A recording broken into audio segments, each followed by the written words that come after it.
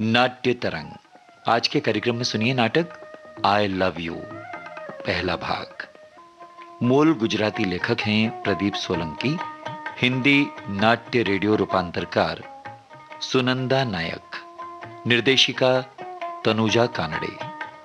तो आइए सुनते हैं नाटक आई लव यू पहला भाग।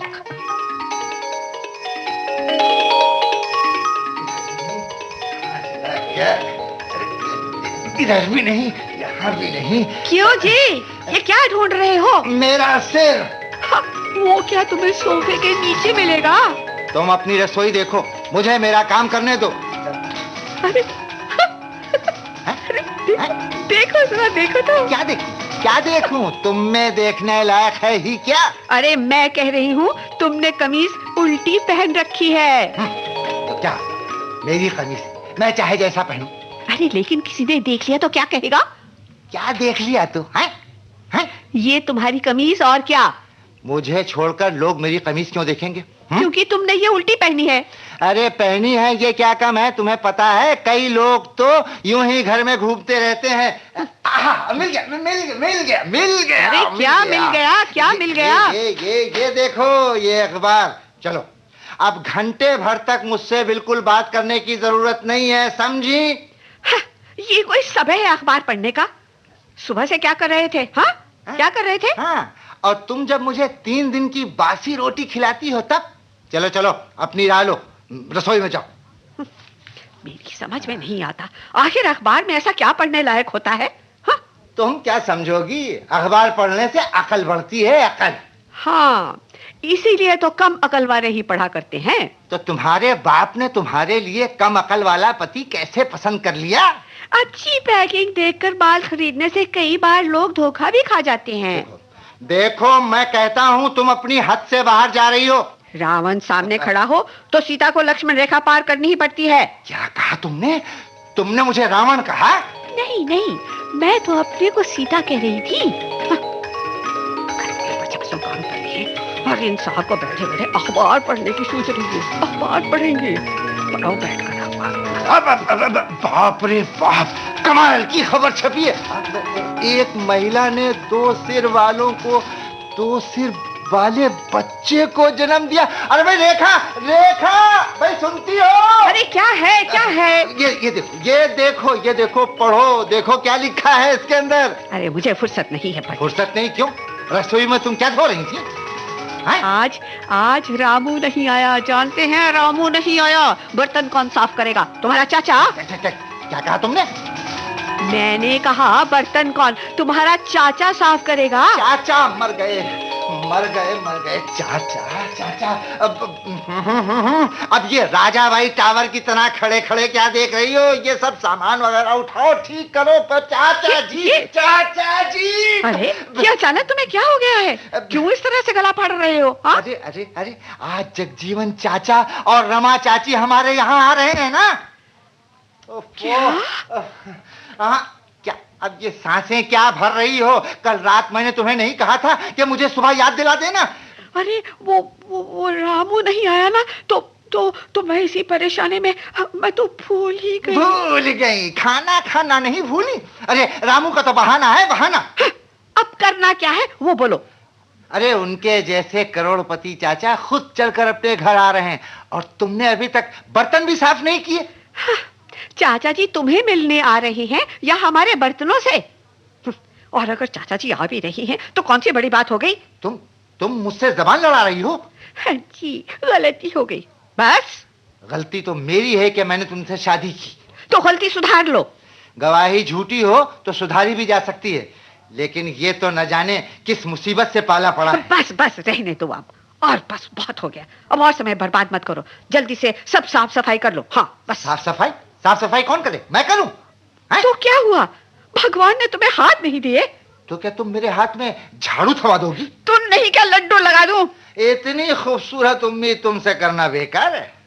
क्या इसी तरह लड़ाई झगड़े में ही वक्त बर्बाद करने का इरादा है तुम्हारा? हाँ? अरे इतना तो सोचो कि आखिर मैं तुम्हारा पति हूँ। पति नहीं, वनस्पति हो। अभी यहाँ खड़े खड़े क्या कर रहे हो? कभी इधर बैठे तो कभी उधर बैठे, कभी इधर कभी उधर। एक सुन लो, कह देता हूँ, मैं साफ सफाई नहीं करने वाला, नहीं करने वाला। तो मत करो, चाचा तुम्हारे आ रहे हैं, मेरे नहीं। हाँ, और जब तुम्हारी चाची आई थी तो मैं नहीं गया था श्रीखंड लेने के लिए? चाची बेचारी तो सीधी अफ्रीका से आ रही थी। ये बताने की जरूरत नहीं, वो तो उसकी शक्ल से ही मालूम पड़ गया था। और तुम श्रीखंड लेने इसलिए गए थे क्योंकि तुम्हारे लिए चाची पैंट का कपड़ा लेकर आई थी। जी, और वो पैंट धोते ही सिकुड़ कर हाफ पैंट हो गई थी। ना करते भी तुम्हारी चाची कितना सारा खाना खा गई थी।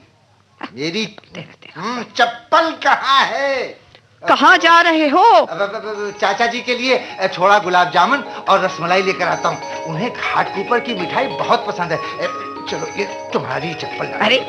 अरे मेरी चप्पल उतारो, उतारो मेरी चप्पल। कोई जरूरत नहीं मेरी चप्पल पहनने की।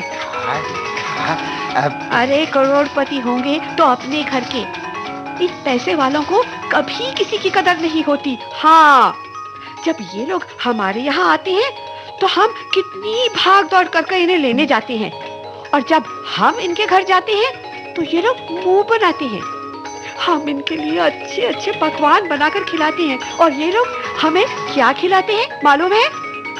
आलू की सब्जी और रोटी, जैसे हम कोई भिखारी हैं। अब रहने दो, मेरे चाचा जी ऐसे नहीं हैं। तुम्हारे ही नहीं, दुनिया के सारे करोड़पति चाचा एक ही जैसे होते हैं। तुम मुझे चप्पल लाकर देती हो या नहीं? चप्पल टूट गई है। टूट गई? किसने तोड़ी? अरे तुम्हारी चप्पल तुम्हारे अलावा इस घर में और किसके पाँव में आएगी? अच्छा भाई, टूटी हुई सही, मगर वो है कहाँ? होगी कहीं पड़ी हुई, ढूंढ लो। तुम्हारी चप्पल कोई राम जी की चरण पादुका तो है नहीं कि पूजा के लिए ले जाएगा। अरे भाई, चप्पल तो मिल ही नहीं रही है। चलो जाने दो। मेरे बूट कहाँ हैं? बूट लाओ। अरे भाई, मैं कहता हूँ, मेरे बूट कहाँ हैं? अरे वो उधर घोड़े के नीचे पड़े हैं, वो देखो उधर। घोड़े के नीचे मेरे बूट किस गधे ने रख दिए?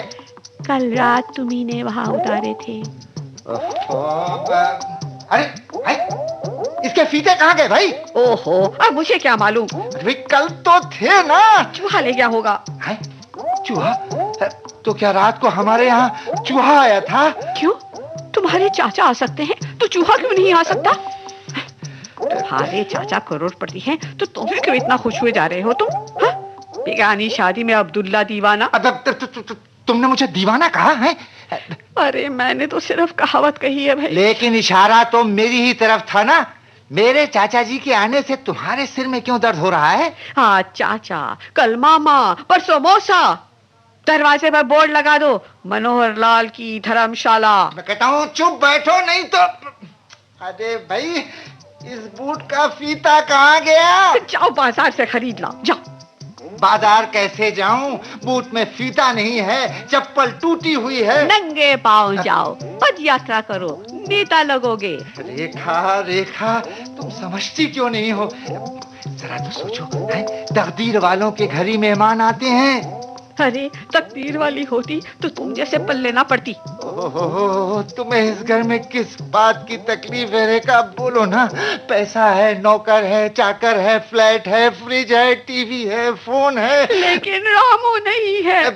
इस तरह से मेहमानों की भीड़ लगती रही तो काम के लिए नौकर टिकेगा कैसे? बोलो। नौकरों के न टिकने का कारण मेहमान नहीं, बल्कि तुम्हारी ये पक है। अच्छा, तो क्या मैं बकबक करती रहती हूँ? इसके लिए किसी इंक्वायरी कमेटी को बुलाने की जरूरत नहीं है। ये बात तो सूरज की रोशनी की तरह साफ है। अरे शादी के पहले तो कहते थे। रेखा, तुम बोलती हो तो तुम्हारे मुंह से फूल झड़ते हैं। हाँ, तब मैं खुद फूल था, एक बेवकूफ था, एक गधा था। अभी भी कहाँ सुधरे हो? शादी से पहले तो मैं तुम्हें मेनका समझता था, मेनका। अब मालूम पड़ा कि तुम ताड़का हो, ताड़का। तुम्हें मिठाई लेने जाना है? तुम अंदर जाकर पहले फीता ढूंढो, नहीं तो कम से कम वो टूटी हुई चप्पल ले आओ। वो भी चलेगी। जब आधे दिमाग वाली पत्नी चल गई तो टूटी हुई चप्पल क्यों नहीं चलेगी? मर गया। चाचा जी आ गए। अब खड़ी मेरा मुंह क्या देख रही हो? जाकर दरवाजा खोलो। देखो मेरे कपड़े वपड़े तो ठीक है ना? घर में इतनी सारी अच्छी साड़ियां पड़ी हैं और तुमने ये कहाँ की फटी पुरानी पहन रखी है। वैसे तो बिना मतलब घर में बनारसी सिल्क पहना करती हो, और जब कोई मेहमान आने वाला है तभी तुम्हें ये चिथड़े पहनने की जरूरत पड़ती है। अरे अरे दरवाजा खोलो, नहीं तो तुम्हारे चाचा पीछे के रास्ते से आ जाएंगे। जा रहा हूँ। मौसी, मौसी, मौसी कहाँ हो तुम? मौसी, हाँ! अरे भाई मैं हूँ, मैं हूँ, मैं। मौसी जी आप? हाँ। थैंक गॉड, मुझे लगा कोई महल ही पीछे पड़ा है। भाई ये तो बताओ, ये इस तरह हाथ क्यों रही हो? मौसी जी आपके पास रेलवे का टाइम टेबल है क्या? वो क्यों? कोई अच्छी सी ट्रेन देखकर उसके नीचे मुझे अपनी जान देनी है। कोई फायदा नहीं, आजकल गाड़ियाँ टाइम टेबल के हिसाब से चलती कहाँ हैं? मौसी कहाँ है लेकिन? अरे मगर क्या बात है, मुझे बताओ तो सही। आपसे क्या कहूँ, आप भी तो आखिर एक मर्द ही है ना। अभी तो तुम्हारी शादी तय हुई है और इतनी जल्दी तुमने इतना तजुर्बा भी कर लिया। मौसी कहाँ है बताइए ना। वो तो भगवान को प्यारी हो गई। मौसा जी, ये आप क्या अनाप शनाप पक रहे हैं? अभी सुबह ही तो मैंने उससे बात की थी। ओ हो, तुम अपनी मौसी की बात कर रही हो, मैं समझा मेरी मौसी। लुक मौसा जी, I don't like such nonsense joke. Then you should not marry because marriage is a biggest joke. Please मौसा जी, मुझे जरा शांति से बैठने दीजिए। घर में झगड़ा कर आई हो? मैं घर से नहीं आ रही हूँ। तो बाहर किसी से झगड़ा किया होगा? मैं क्या सबके साथ झगड़ा करती रहती हूँ? आपको मैं ऐसी लगती हूँ? देखो भाई, इंसान का चेहरा पढ़ना बहुत ही मुश्किल है बेटा। इंसान जैसा होता है वैसा दिखता नहीं, और जैसा दिखता है वैसा होता नहीं। इनफ, बहुत सुन लिया आपका मैंने। देखो बेटे, ये घर मेरा है। घर मेरी मौसी का है। और तुम्हारी मौसी मेरी है। ऐसा आप समझते हैं? क्या मतलब? आप मर्द लोग पत्नी को अपनी जायदाद समझते हैं, अपने मनोरंजन का साधन समझते हैं, अपने सुख चैन के लिए रखी गई तासी समझते हैं। लेकिन याद रखिए, अब जमाना बदल गया है। Time has change. ये सारी बातें अपने होने वाले पति वीरेंद्र को सुनाना मुझे नहीं समझ में आया। नाम मत लीजिए उसका मेरे सामने। मैं किसी बंदर से शादी कर लूंगी, लेकिन उसके साथ कभी नहीं। क्यों बेचारे बंदर की जिंदगी बर्बाद करना चाहती हो? मौसा जी, तो तुम वीरेंद्र से शादी नहीं करना चाहती? नहीं। लेकिन कल तक तो तुम लोग साथ साथ घूमते थे, फिरते थे। कल जो किया वो आज भी करना जरूरी है क्या? अरे मगर शादी कोई गुड्डे गुड़िया का खेल नहीं। हाँ, लेकिन ये बात ये मर्द कहाँ समझते हैं? इन्हें क्या? लेकिन तुमने अपने डैडी से बात की? शादी मुझे करनी है मेरी डैडी को। मैं समझता हूँ तुम्हारे डैडी एक ही गलती दोबारा नहीं करेंगे। आप मुझे बताइए, मौसी बाहर गई है क्या? नहीं, साड़ी बदल रही है, बाथरूम में होगी। तो इतनी देर से मुझे बताया क्यों नहीं? लेकिन तुम्हें मौसी से क्या काम है? मैं मौसी से यही कहने आई हूँ कि मेरे मम्मी डैडी को समझाइए। किसके बारे में? मैं अपनी मंगनी तोड़ना चाहती हूँ। क्यों? क्या तुम किसी और से प्यार करती हो? प्यार? My foot, no, I can't love anybody. लेकिन आखिर ऐसा हुआ क्या? अत्याचार, नारियों पर अत्याचार। तुम मर्द लोग अपने आप को समझते क्या हो? हाँ? क्या अब भी तुम औरतों को अपनी गुलाम ही समझते हो? कहने को तो रसोई की रानी, और असल में काम वाली ही समझते हो ना? सभी मर्द अहंकारी होते हैं, ये मुझे मालूम था, लेकिन इतने मीन होते हैं ये आज ही मालूम पड़ा। परशुराम ने जिस तरह क्षत्रियों का संहार किया था, मेरा बस चले तो मैं सारी पुरुष जाति का संहार कर दूं। हिटलर ने जिस तरह यहूदियों को पैरों तले कुचल डाला था, राम ने जिस तरह राक्षसों का नाश किया था, बस उसी तरह। भाई जल्दी आओ, मेरी जान खतरे में। हेल्प प्लीज, हेल्प रेखा। अरे क्या हुआ? क्या हुआ? इस तरह क्यों दहाड़ रहे हो? तुम्हारे चाचा गुजर गए? अरे लीना, तुम क्या हुआ? अरे इस लीना पर माताजी आई है। लेकिन तुम क्यों शोर मचा रहे हो? इस पर पिताजी आए हैं। तुम कब आई लीना? अभी थोड़ी देर पहले। मुझे बुलाने में तुम्हें तकलीफ हो रही थी? बैठो ना लीना, बैठो। देखो ये साड़ी कैसी लग रही है? ओहो मौसी, forget sari, I am very serious. क्यों, क्या हुआ? अरे हाँ, आज तो तुम वीरेंद्र के साथ बाहर जाने वाली थी ना? वीरेन। क्या हुआ? उसकी तबीयत तो ठीक है ना? उससे क्या हुआ है? अरे वो तो घोड़े जैसा है। लीना, ऐसा नहीं कहते, वो तुम्हारा होने वाला पति है। पति? गधा है, गधा। मालूम होता है लात खाकर आई है। तुम बीच में ना बोलो जी। चाचा जी आ रहे हैं, मालूम है ना। अरे लीना, ठीक है, ये मैं तुम्हारी चप्पल ही पहन कर चला जाता हूँ। अरे ये क्या पागलपन है? थोड़ी छोटी होती है बस। लेकिन मेरी चप्पल से आपको क्या काम? गुलाब जामुन, रसमलाई मुझे नहीं खानी। इनके चाचा जी पधार रहे हैं। अरे पहले उन्हें आने तो दो। तुम क्या लेडीज चप्पल पहनकर जाने वाले थे? तो क्या हो गया भाई, तुम लोग भी तो हमारी पैंट पहनती हो, शर्ट पहनती हो, घड़ी पहनती हो, तो क्या हम तुम्हारी चप्पल भी नहीं पहन सकते? ओहो, अब की बार तो चाचा जी हैं। ओहो, चाचा जी आ रहे हैं तो ऐसे क्या उतावले हुए जा रहे हो? वो कोई तुम्हारे लिए बंगला बांध कर देने के लिए नहीं आ रहे, समझे? लीना जरा समझाओ इसे। अरे चाचा जी हमारे बुजुर्ग हैं, कुछ काम की वजह से आए हुए हैं बंबई, और अहमदाबाद में उनकी 4 मिलें हैं। 4 2 मिलें बंद हो गई हैं और 2 में हड़ताल चल रही है। अरे तुम्हारे चाचा के पास तो बंद पड़ी हुई घड़ी भी नहीं है।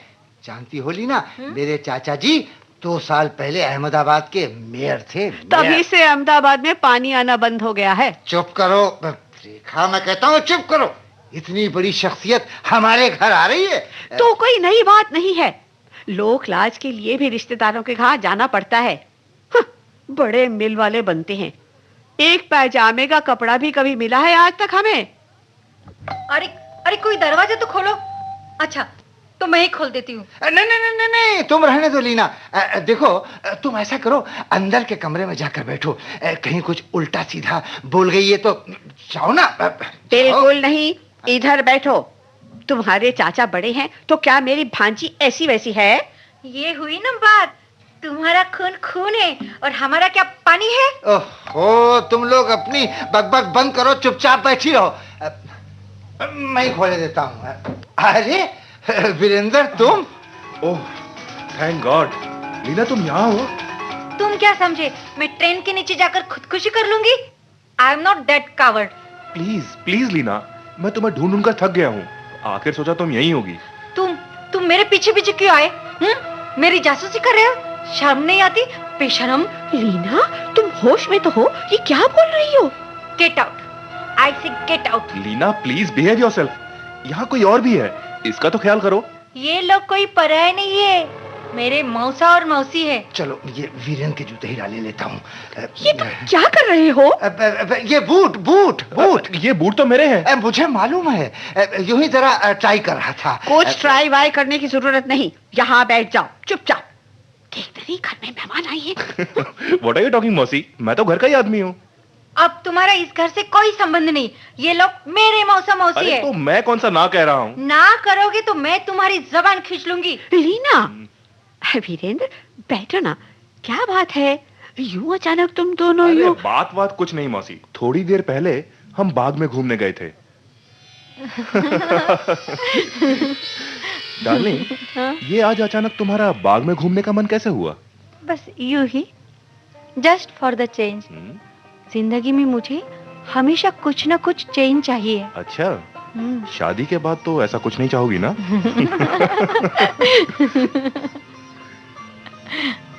ए, चुप क्यों हो?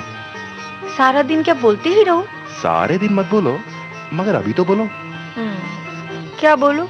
कुछ भी, तुम बोलती हो तो मुझे बहुत अच्छा लगता है।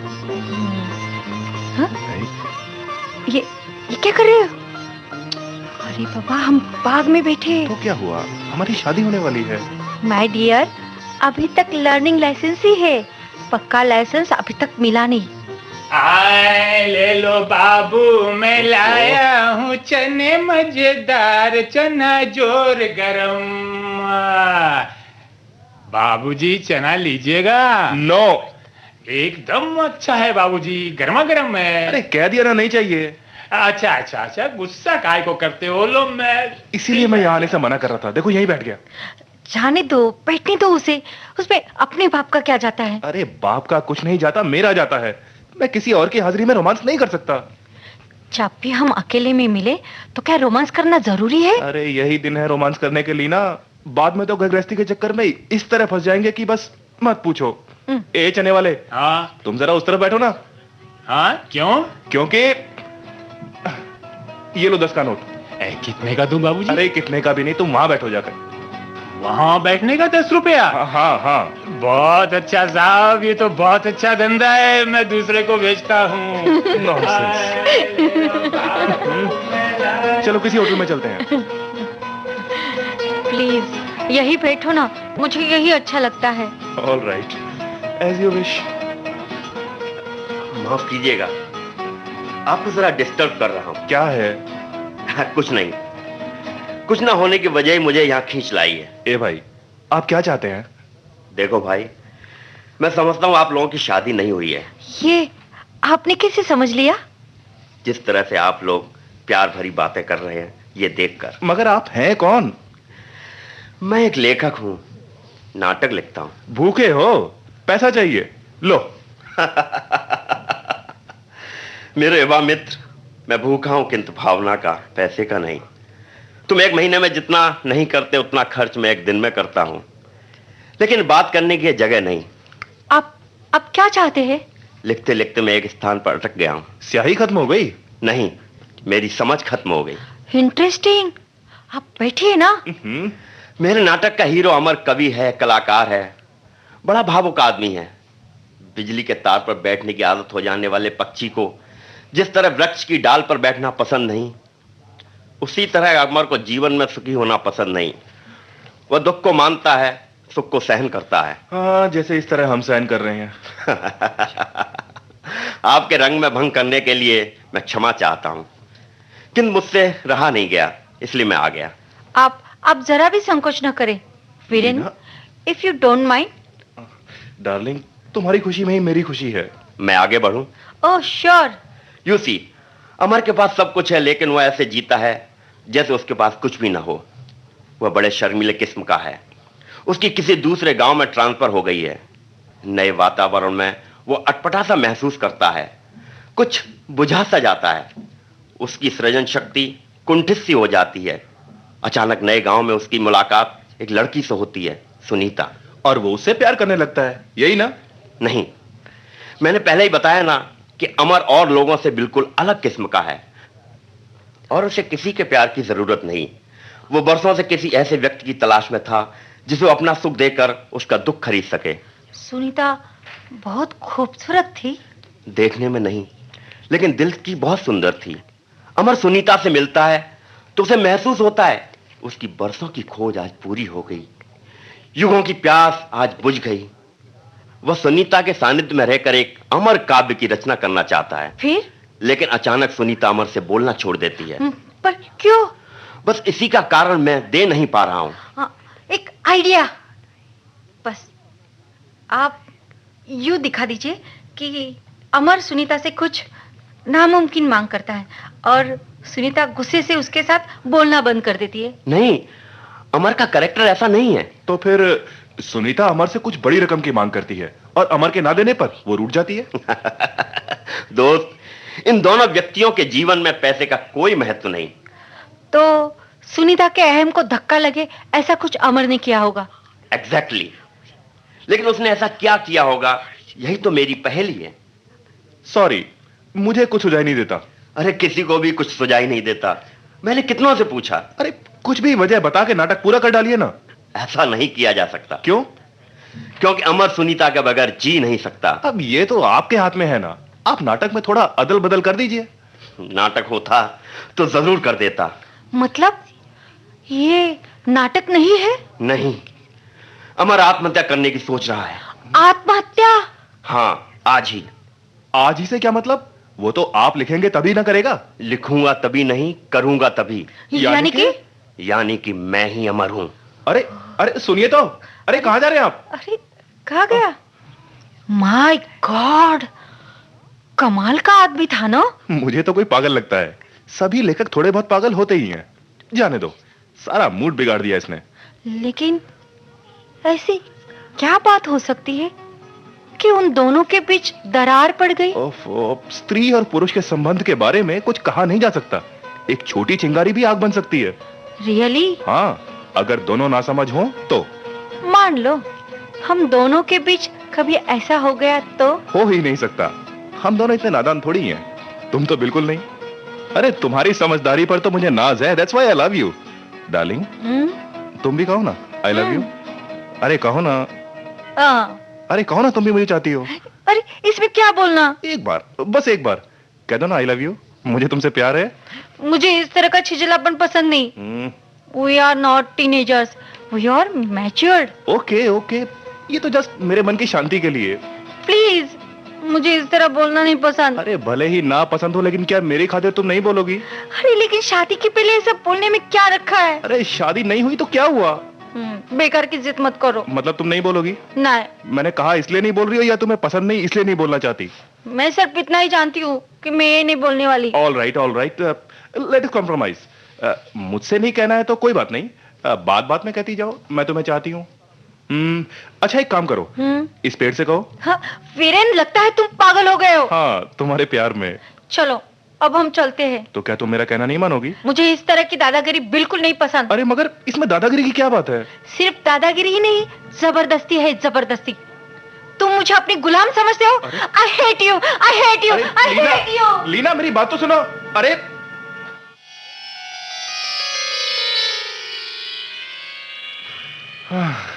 उसके बाद रास्ते में तो ये जो मुंह में आया वो कहने लगी। मैं कुछ कहूं इससे पहले ही टैक्सी में बैठकर निकल गई। टैक्सी में बैठकर मुझसे पता है क्या कहा? मेरा तुमसे कोई वास्ता नहीं, हमारे संबंध खत्म। उस हरामखोर लेखक ने सारी आग लगाई है। लेखक को नहीं, अपने आप को गाली दो। तुम ही कहो ना मौसी, आई लव यू कहने में इसका क्या जाता है?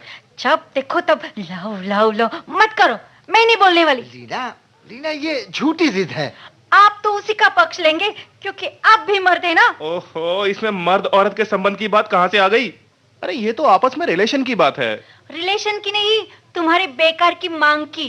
देखो लीना, एक हाथ से ताली नहीं बज सकती।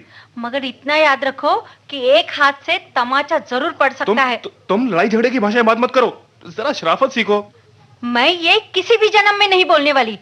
अगर शादी से पहले तुम अपनी मनमानी करवाना चाहते हो तो मुझे भूल जाओ। अरे लीना, लीना हेलो, अरे सुनो तो सही, कहाँ जा रही हो?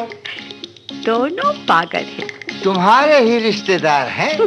तुम्हारे रिश्तेदार अब तक कैसे नहीं आए? फोन करके देखो चाचा जी जहाँ उतरने वाले हैं। हाँ, वो नंबर है तुम्हारे पास? मेरे पास कहाँ से होगा? बस अब कहाँ जा रही हो भाई? देखो तो सही, ये लोग क्या कर रहे हैं? अरे उनके रूम का दरवाजा बंद करके चली आओ, थोड़ी देर में सारी समस्याएं हल हो जाएंगी। क्या तुम भी? रस्सी जल गई पर बल नहीं गया। आप सुन रहे थे नाटक आई लव यू का भाग पहला, जिसके मूल लेखक थे प्रवीण सोलंकी। हिंदी रेडियो नाट्य रूपांतर किया था सुनंदा नाइक ने। इस नाटक में भाग लेने वाले कलाकारों का भूमिका सहित परिचय इस तरह से है: मनोहर अजय कश्मीरी, रेखा कामिनी कौशल, लीना भारती कानड़े, वीरेंद्र भूपेंद्र सिंह, जगमोहन राजदीप, रमा लक्ष्मी शर्मा और लेखक की भूमिका में थे प्रमोद दुबे। निर्माण सहयोग मेधा पिल्लई का था और इस नाटक को प्रस्तुत कर रही थीं तनुजा कानड़े। आपको याद दिला दें, कल के नाट्य तरंग कार्यक्रम में आप सुनेंगे इसी नाटक का दूसरा और अंतिम भाग।